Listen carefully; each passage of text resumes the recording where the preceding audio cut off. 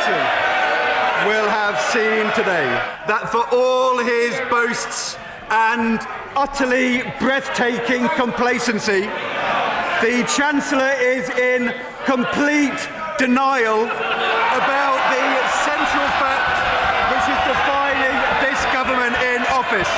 That under this Chancellor, under this Prime Minister, under this Chancellor and this Prime Minister, for most people in our country, living standards aren't rising, Mr. Speaker, they are falling year on year on year.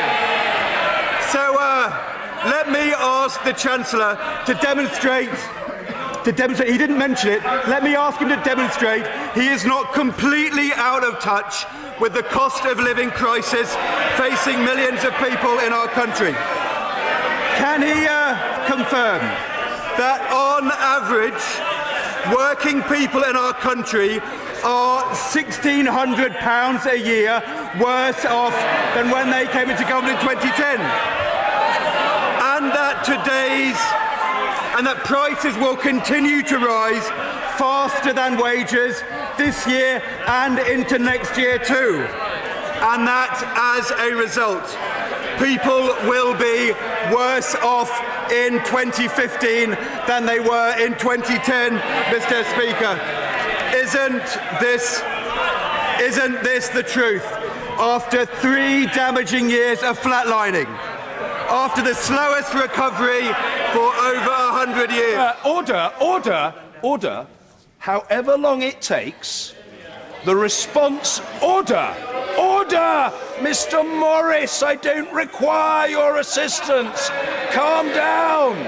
Take up yoga, whatever is necessary. However long it takes, the response, like the statement, will be heard. The sooner members upon both sides of the House grasp that very simple fact, so much the better. Mr. Ed Balls.